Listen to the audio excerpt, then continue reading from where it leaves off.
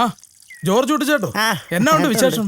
നല്ല വിശേഷം, ഇങ്ങനെ പോകുന്നു. അല്ല ചേട്ടൻ ഇന്നലെ ഒരു ചാക്കിട്ടോട്ട് ആ കവലക്കൂടെ സൈക്കിളെ പോകുന്നുണ്ടല്ലോ.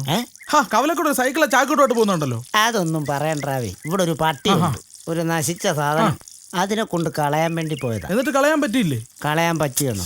എടാ, ഞാൻ അതിന് 25ാമത്തെ തവണ അതിനെ കൊണ്ട് കളയുന്നത്. ഞാൻ കൊണ്ട് കളയും, തിരിച്ചു വരുമ്പം ആ സാധനം അവിടെ ഇരിപ്പുണ്ട്. അത് ഇവിടുന്ന് പോകത്തില്ല, വിട്ടു മാറത്തില്ല, നാശം. അത് ശരി. അതുപോട്ടെ, ചേട്ടന്റെ പട്ടിയുടെ പേരെന്താ? ജോർജ് കുട്ടി. ചേട്ടന്റെ പേരല്ലേ ചോദിച്ചത്, പട്ടിയുടെ പേരെന്താന്ന് ചോദിച്ചത്? എന്റെ പേരും പട്ടിയുടെ പേരും ഒന്നുമല്ല. അത് ശരി. അത് ഇങ്ങനെ സംഭവിക്കാൻ എന്തെങ്കിലും ഒരു കാരണം കാണത്തില്ലേ? അതെ, ഒരു ദിവസം ഇവളി പട്ടിയായിട്ട് ഇവിടെ കയറി വന്നു. പട്ടിയായിട്ട് വന്നു. അപ്പൊ എനിക്കതങ്ങോട്ട് സൂചിച്ചില്ല. അപ്പൊ ഞാൻ പറഞ്ഞു ഈ പട്ടിയെ കൊണ്ട് കളയണമെന്ന് പറഞ്ഞു. അപ്പൊ അവള് പറഞ്ഞു കളയത്തില്ലെന്ന് പറഞ്ഞു. അപ്പൊ ഞാൻ പറഞ്ഞു ഞാൻ ഈ പട്ടിയെ കൊണ്ട് കളയുന്നു. അപ്പോ അവളങ്ങ് കട്ടായം പറയാ, താൻ ഈ പട്ടിയെ കളയത്താണോ? ഞാൻ പറഞ്ഞു, ദേ ഞാൻ ഇതിനെ കൊണ്ട് കളഞ്ഞില്ലെങ്കിൽ എന്റെ പേര് നിന്റെ പട്ടിക്കിട്ടോളാൻ പറഞ്ഞു. എന്നിട്ട് കളയാൻ പറ്റിയില്ല. അന്ന് മുതൽ എന്റെ പേര് ആ പട്ടിക്ക് വന്നിരിക്കുന്നു. അല്ല, ചെറിയൊരു സംശയം, ചേട്ടനെയാണോ പട്ടിയാണോ വിളിക്കുന്നത് എങ്ങനെ തിരിച്ചറിയാൻ പറ്റും? അതൊക്കെ പെട്ടെന്ന് അറിയാം. എങ്ങനെ അറിയാൻ പറ്റും?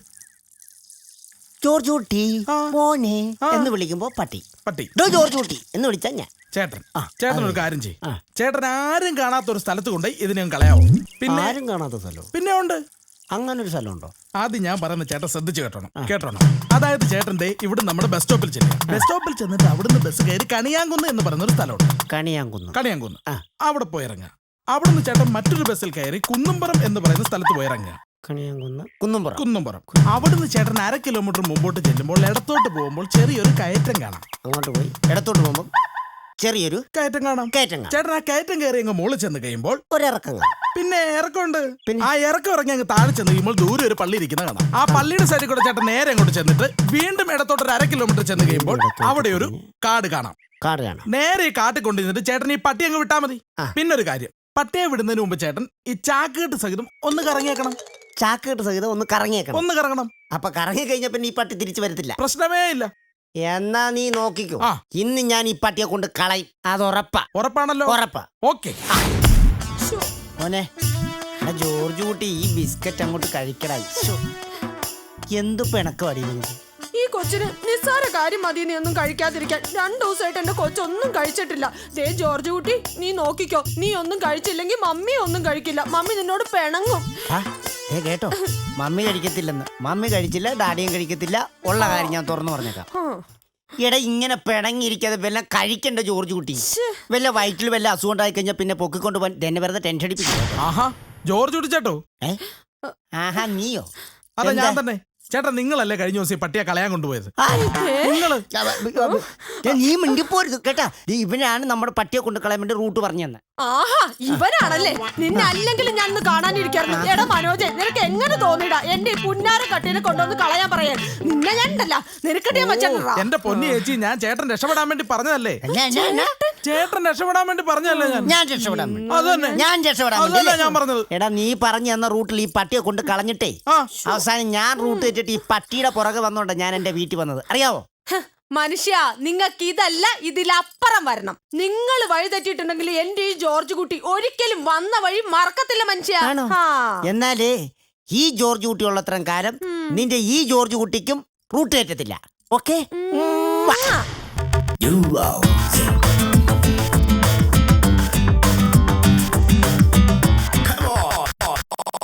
സിനിമയിൽ അഭിനയിക്കുക എന്നുള്ളതായിരുന്നു എൻ്റെ ഏറ്റവും വലിയ മോഹം. ആ മോഹം ഞാൻ ഉപേക്ഷിച്ചു. പിന്നെ എൻ്റെ രണ്ടാമത്തെ മോഹമായിരുന്നു ഒരു ജോലി കിട്ടുക എന്നുള്ളത്. കിട്ടി. എവിടെയാണെന്നല്ലേ? തൊട്ടാൽ പണി കിട്ടുന്ന സ്ഥലം, ഇലക്ട്രിസിറ്റി ബോർഡ്. ഇലക്ട്രിസിറ്റി ബോർഡിലെ പ്രശ്നങ്ങളൊക്കെ നിങ്ങൾക്കറിയാമല്ലോ. ലൈൻ പൊട്ടിയ പ്രശ്നം, കറണ്ട് പോയ പ്രശ്നം. എന്തായാലും ഞാൻ ഉത്തരവാദിത്വത്തോടെ ജോലി ചെയ്യുന്ന എൻ്റെ ഇലക്ട്രിസിറ്റി ഓഫീസിലെ ചില വിശേഷങ്ങൾ നമുക്കൊന്ന് കണ്ടു നോക്കാം. പിന്നെ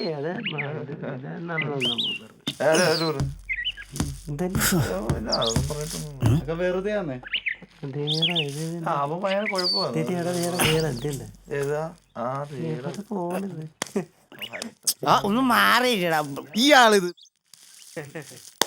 ഹലോ മദ്യശക്തി, ഇത് എങ്ങോട്ടാ? വിദ്യുശക്തിയുടെ ബില്ലടയ്ക്കാൻ പോവാ. എന്താ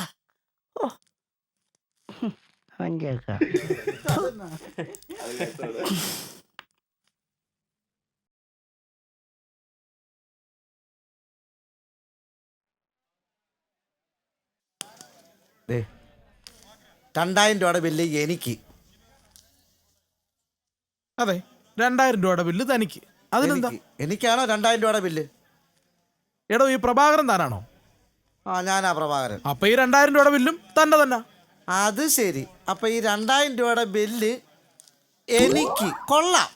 ഈ പ്രഭാകരൻ താനാണെങ്കിൽ 2000 രൂപയുടെ ബില്ലും തനിക്ക് തന്നെ.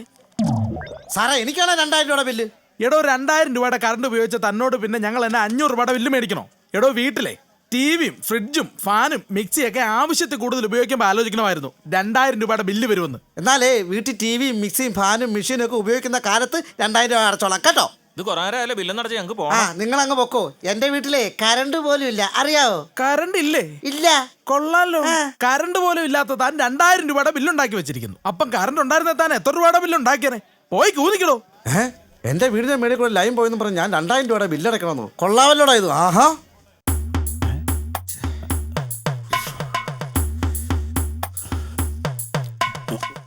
എടോടോടോ ആദ്യം വന്ന് ഞാനാ. എന്നെ ഇവിടെ ആദ്യം വന്ന് ഞാനാണ്. എല്ലാരും കേക്കണേ. ഈ പുള്ളി ആദ്യം ഇലക്ട്രിസിറ്റി ബോർഡ് വന്ന് തുറന്ന് എല്ലാം ഇവിടെ തൂത്ത് വൃത്തിയാക്കിയാണ് അല്ലേ? എടോടോ തന്നെയൊക്കെ മുമ്പ് ആദ്യം വന്ന് ഞാനാണെന്ന് പറയുന്നു. പിടിക്കാം. എന്നാ പറഞ്ഞ? എന്നേക്കാൾ മുമ്പ് വന്ന ആള് താനാണെന്നോ? എന്നാലേ തന്നേക്കാൾ മുമ്പേ പോകേണ്ട ആളാ ഞാൻ. അതുകൊണ്ടാ തൻ്റെ ഫ്രണ്ട് കയറിയുന്ന. ഒരു ഫ്രണ്ട്ഷിപ്പ് പോലും ഇല്ലാത്ത. താങ്ക്സ്. ആളില്ലേ ഇവിടെ? അതെ, ഈ ബില്ലൊക്കെ ഞങ്ങൾ കൃത്യമായിട്ട് അടയ്ക്കുന്നുണ്ട്. ഈ ബില്ലിന് മാത്രമേ തെളിച്ചുള്ളൂ. ലൈറ്റ് ഇടുമ്പോൾ ബൾബൊക്കെ ഒരുമാതിരി മങ്ങിയാ കത്തുന്നത്. അതെന്നാന്നറിയാവോ സംഭവം? ഈ കലക്കവെള്ളത്തിൽ നിന്നല്ല കറണ്ട് എടുക്കുന്നത്, അതുകൊണ്ടാ. അല്ല പിന്നെ നല്ല തെളിച്ചം കിട്ടും. മിനറൽ വാട്ടറിന് കറണ്ട് എടുക്കണം. മിനറൽ വാട്ടറിന് കറണ്ട് എടുക്കണം. ഇയാൾ ആരടോ? പറഞ്ഞിട്ട് നീങ്ങണ്ട. അല്ല പിന്നെ സോപ്പ് വെള്ളത്തിൽ ബൾബൊന്ന് കഴുകിയാലും മതി കേട്ടോ. ആർക്കറിയാം കഴുകുമെന്ന്. കയറി പെട്ടെന്നാട്ടെ സാറേ. അങ്ങോട്ട് കൊടുക്ക് പെട്ടെന്ന്. ഡോ താൻ ബില്ലടയ്ക്കാൻ വന്ന് നിൽക്കുകയാണോ?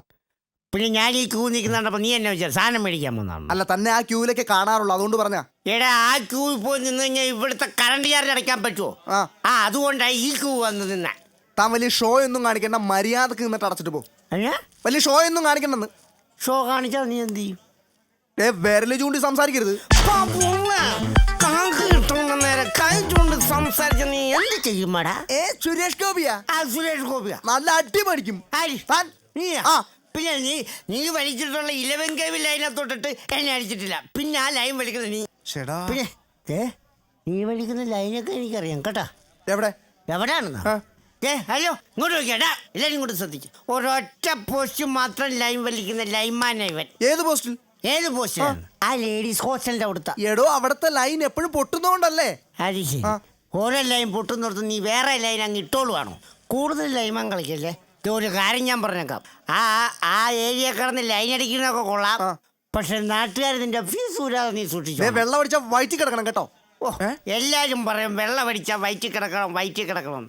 അല്ല എനിക്ക് അറിയാൻ മേലോട്ട് ചോദിക്കാം, ഈ വെള്ളം അടിച്ചാൽ കയറി കിടക്കണ സ്ഥലമാണോ വയറ്? എടോ അതല്ല, പിന്നെ താൻ വെള്ളം അടിച്ചാൽ തന്റെ വയറ്റി കിടക്കണമെന്ന്. പിന്നെ ഞാൻ അടിച്ച വെള്ളം പിന്നെ നിന്റെ വയറ്റ് വന്ന് നടക്കുമോ? ഒന്ന് പോരാതെ. ഓരോന്നൊക്കെ രാവിലെ കറണ്ട് ചാർജ് അടയ്ക്കാൻ വന്നിരിക്കുക വെള്ളം അടിച്ചുകൊണ്ട്. വെള്ളത്തിൽ നിന്ന് കറണ്ട് ഉണ്ടാക്കാം, വെള്ളം അടിച്ചുകൊണ്ട് കറണ്ട് ചാർജ് അടയ്ക്കാൻ വരാൻ മേല. സർക്കാരിന്റെ ഓരോരോ നിയമങ്ങൾ.